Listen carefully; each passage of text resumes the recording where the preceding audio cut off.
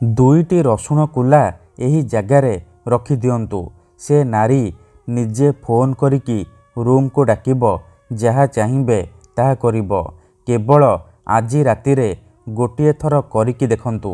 ହଁ ଫ୍ରେଣ୍ଡସ୍, ଆଜିର ଏହି ଭିଡ଼ିଓଟିରେ ମୁଁ ଆପଣଙ୍କୁ ଶିଖେଇବି ବିନା ମନ୍ତ୍ର ତନ୍ତ୍ରରେ କେବଳ ଦୁଇଟି ରସୁଣ କୁଲା ସାହାଯ୍ୟରେ ଆପଣ କିପରି ସୁନ୍ଦରୀରୁ ସୁନ୍ଦରୀ ଝିଅକୁ ପଟେଇ ପାରିବେ, ବିବାହିତା ନାରୀକୁ ପଟେଇ ପାରିବେ, ତାଠାରୁ ନିଜର ମନ ଚାହୁଁଥିବା କାମ ହାସଲ କରିପାରିବେ।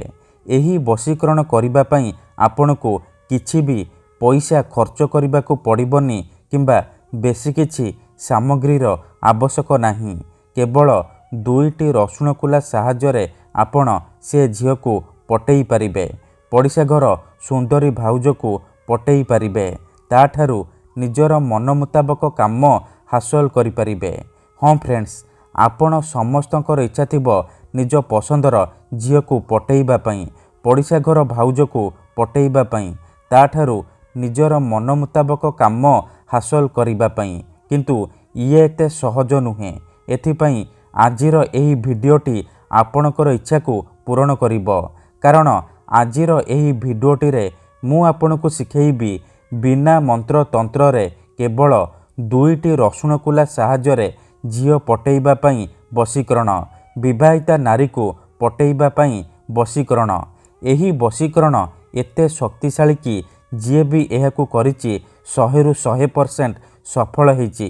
ବର୍ଷ ବର୍ଷ ଧରି ଭାଙ୍ଗି ଯାଇଥିବା ପୁରୁଣା ପ୍ରେମକୁ ଫେରାଇ ଆଣିପାରିଛି।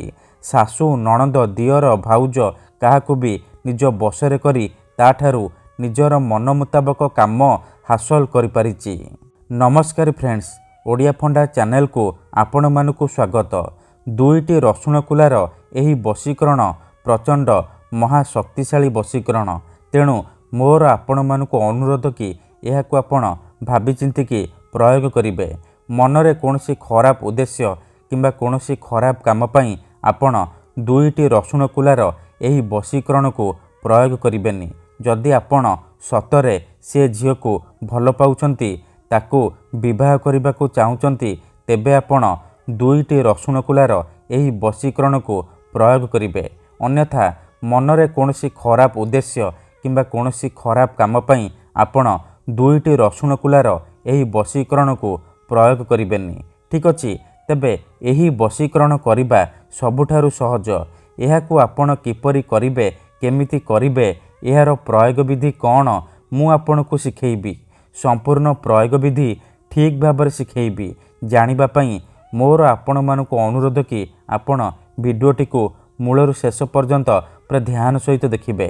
ବିଧିଟି ଜାଣିବା ପୂର୍ବରୁ ମୋର ଆପଣମାନଙ୍କୁ ଆଉ ଗୋଟିଏ ଅନୁରୋଧ କି ଯଦି ଆପଣ ଆମ ଚ୍ୟାନେଲକୁ ନୂଆ ଆସିଛନ୍ତି, ତେବେ ଦୟାକରି ଚ୍ୟାନେଲକୁ ସବସ୍କ୍ରାଇବ୍ କରି ପାଖରେ ଥିବା ବେଲ୍ ଆଇକନ୍କୁ ମଧ୍ୟ ଦବାଇ ଦିଅନ୍ତୁ, ଯାହାଦ୍ୱାରା ଆମେ ଯେଉଁ ବି ଭିଡ଼ିଓ ଅପଲୋଡ଼ କରିବୁ ସର୍ବପ୍ରଥମେ ଆପଣ ଦେଖିପାରିବେ। ଠିକ୍ ଅଛି, ମନେ ରଖନ୍ତୁ, ଏହି ବଶୀକରଣ ବିଧି କରିବା ପୂର୍ବରୁ କିଛି ବିଶେଷ କଥା ଜାଣି ରଖନ୍ତୁ। ଯେମିତିକି ମନ୍ତ୍ର, ତନ୍ତ୍ର, ଯନ୍ତ୍ର, ବଶୀକରଣ ଇଏ ଏମିତି ସେମିତି କାମ କରେନି।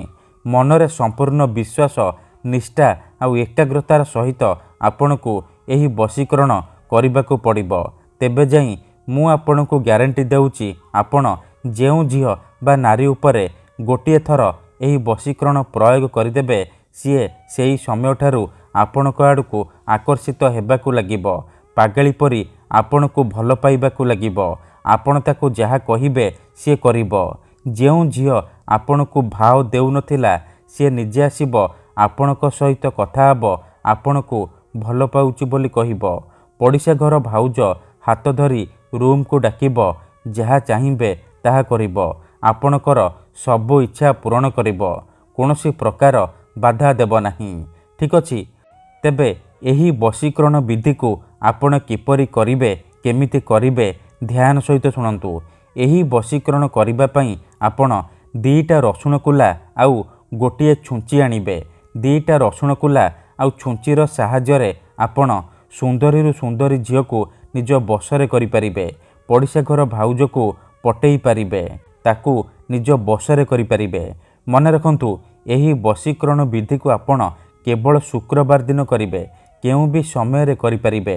विधिटी करने पूर्वरु भल भावरे हाथ गोड़ मुह धोईकी सफा वस्त्र पिंधिकी एही वशीकरण को आरंभ करिबे। प्रथमे आपण कौन करिबे, जो दीटा रसुण कुला आनिचंती से दीटा रसुण कुलारू गोटे रसुण कुलारे सेई झियो बा नारीर नाम लिखिबे जहाकू आपण निज बसरे करने को चाहूँगी। आउ गोटे रसुण कुलारे आपण निजर नाम लिखिबे। तापरे से दीटाक रसुण कुला को एकाठी करी डाहाण हाथ में मुठेईकी धरिबे। आउ 7 थर सेई झियो बा महिलार नाम कहिबे। तापरे से दीटाक रसुण कुलारे फुंकीदेबे। तापरे निजर नाम 7 थर कहिबे। पुणी आपण से दीटाक रसुण कुलारे फुंकीदेबे। एतिकी करि सारिबा परे से दीटाक रसुण कुला को एकाठी करी सेतिरे छुंची को फोड़ी देबे। ध्यान रखिबे जेमिति दीटाक रसुण कुला छुंची मझिरे रहिबो। छुंची भल भावरे से दीटाक रसुण कुलारे फोड़ी हो जिवो। तापरे आपण कौन करिबे, आखि बंद करिकी 1 ରୁ 2 मिनिट सेई झियो बा नारी को मने मने भाबिबे। तार मुह को निज मनरे भाबिबे।